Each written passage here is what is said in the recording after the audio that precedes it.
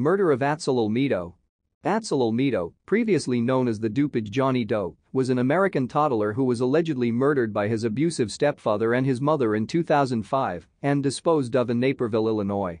His body was not positively identified until 2011. The case received national attention and was broadcast on several different television shows. Forensic evidence obtained from the body during the investigation was analyzed to assist in his future identification. His case remains unprosecuted, the suspects have not been located, and they have possibly left the United States. In October 2005, a small body was found in an unincorporated area alongside the Ronald Reagan Memorial Tollway, Interstate 88, between Naperville and Warrenville, Illinois. The corpse was wrapped in a blue laundry bag and clothed in a blue button-down collared shirt with matching pants.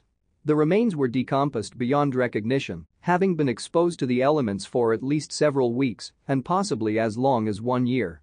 The medical examiner determined that the body was that of an Hispanic Native American or Asian male between 3 and 5 years of age. The boy had black hair. However, due to the advanced decomposition of the body, eye color and cause of death could not be determined. The body was interred following a graveside service in October 2007. He was buried in a donated plot, accompanied by a teddy bear and a multi-design decorated blanket.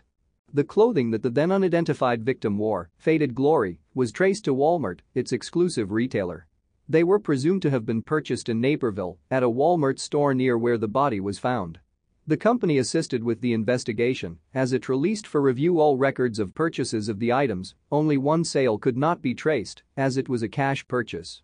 The child's footprints were taken and compared to those from hospitals in the area but did not match any of the records. By studying isotopes from his body, it was believed that he had lived in Illinois for most, if not all, of his short life. The analysis also indicated that his mother had lived in the northern part of the continent, where she spent most of her pregnancy. In 2005, an investigator from the National Center for Missing and Exploited Children became involved in Olmedo's case, the solving of which was made a priority by the organization. The evidence was compared to that of at least 12 missing boys from Illinois and other missing children in the United States who were of the same age range and race.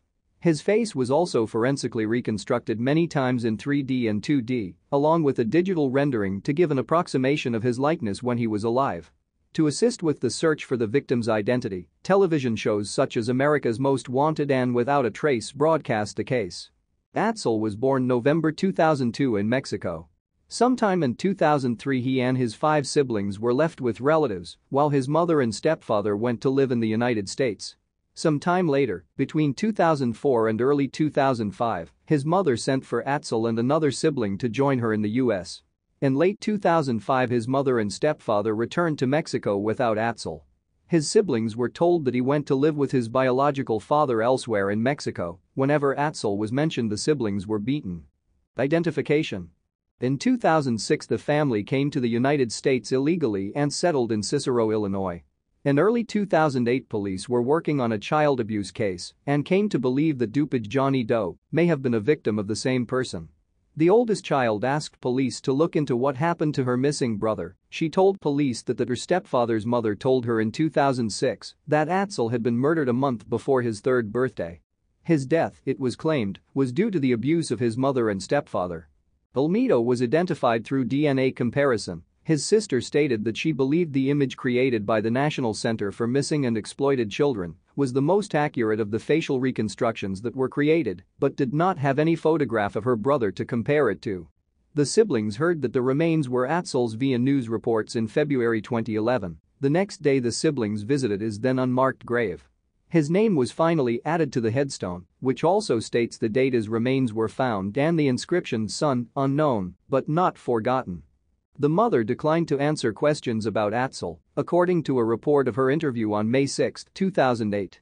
The stepfather, who had been arrested more than a dozen times under various aliases from 2000 to 2007 in DuPage and Cook counties, faces up to 15 years in prison if convicted of identity fraud and conspiracy to defraud the United States.